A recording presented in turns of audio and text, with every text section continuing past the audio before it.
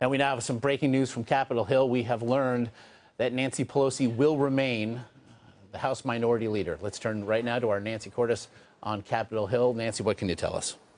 Josh, we just got the results about a minute or two ago. Nancy Pelosi has gotten a majority of the votes. In fact, she got a little over 2/3 of the vote. She won by about 190 to 63, so she does retain her leadership. She predicted that she had at least 2/3 of the caucus, and it turns out that's about where the vote was. But it's still a significant sign that there is some dissent within the Democratic Party. A significant number of Democrats who believe that the party should be going in a different direction. I'm told by members who were in the room that her opponent, Tim Ryan, gave a speech for the ages, talked about why he should become the leader of the party. He's been in Congress now for about 14 years. He says that the party needs a fresh face, that they need someone who understands the Midwest. He's from Ohio.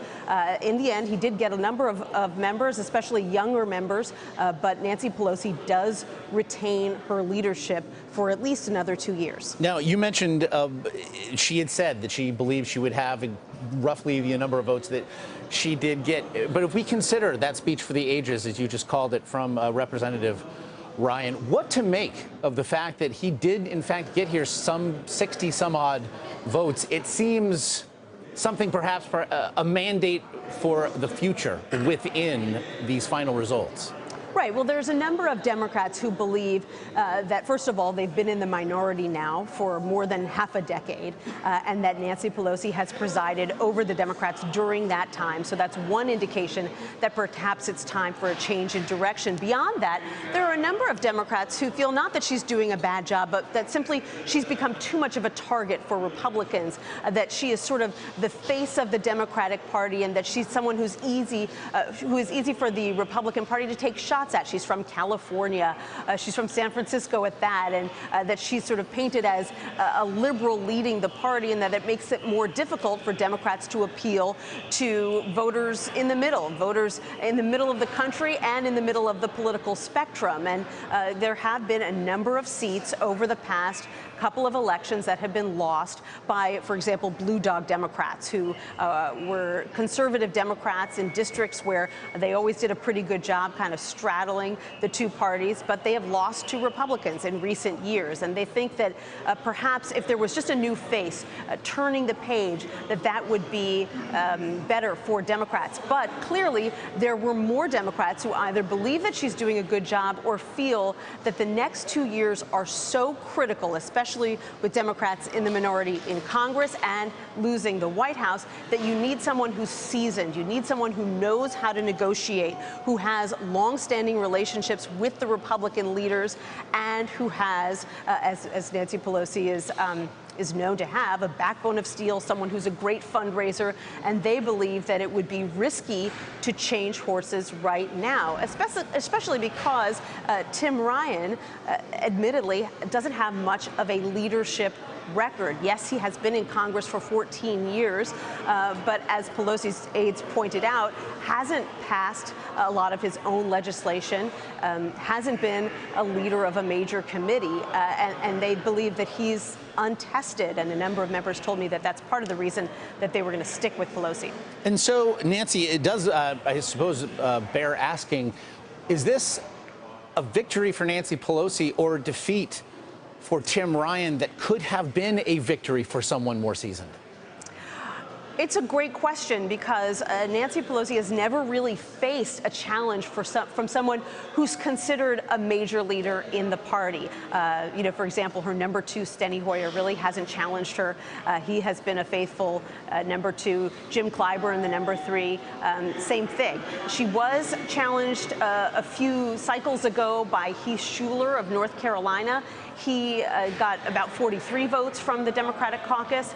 But it's a great question. I do think that if there was someone who was seen as having those negotiation chops, being a big fundraiser for the party, someone who had widely recognized leadership skills, it could have been a different story. That's a great point. Tim Ryan was a very faithful supporter of Hillary Clinton's throughout the election. He spoke on her behalf over and over again. He had a very well-received speech at the Democratic National Convention. But one of the things that Pelosi's team was pointing out was that for all of his talk about the fact that he can bring Midwestern voters back into the fold, Hillary Clinton lost in his Ohio district. So they argue if he wasn't even able to get Hillary Clinton over the finish line in his district, how's he going to do that throughout the Midwest? The point was not lost here, though, that Democratic leaders, Pelosi included, understand and recognize that they're going to need to do something different to appeal to those voters. And so the discussion that has been going on and will go on over the next couple of months is, how do they change their message? How do they tweak their policies or their priorities to better appeal to those voters in the next election 2 years from now? I know that making his case to you earlier today, he did certainly seem to be repudiating the campaign, at least run in the latter months by Hillary Clinton as much as anything. So, Nancy, you mentioned that these discussions have now begun as to how perhaps to reprioritize and refocus. What concrete changes, though, have been made in leadership as a way perhaps that Congresswoman Pelosi has recognized that change must come? Well, the concrete changes that Pelosi has proposed, which are going to be debated in that meeting, which is still going on shortly, is that she'd like to put some younger members in leadership positions, and she'd like to create some new positions to give them that opportunity. There's been a lot of grumbling, not just over the past month, but really over the past few years, that younger members don't have a lot of opportunities to move up the ladder because Nancy Pelosi, Steny Hoyer, James Clyburn have been in these positions of power for so long. Pelosi has been the leader of House Democrats since 2003. And so she says she recognizes that and she wants to create these new positions. But there's debate over that because she is the person in her proposal who would be selecting those younger leaders. And a lot of the younger members have told us, well, that's not really fair. That just gives her even more power to name these people. We want to have elections within our own caucus for the people to fill these roles.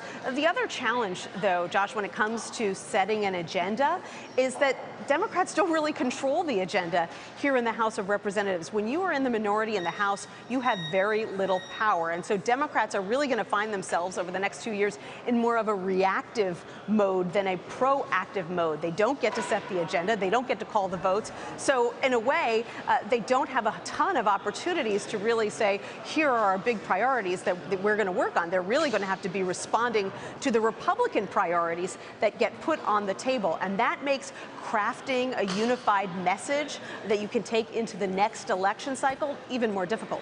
And it is something now for newly reelected House Minority Leader Nancy Pelosi to get to work on. Nancy Cordes there on Capitol Hill, your insight very much appreciated. Thanks, Josh.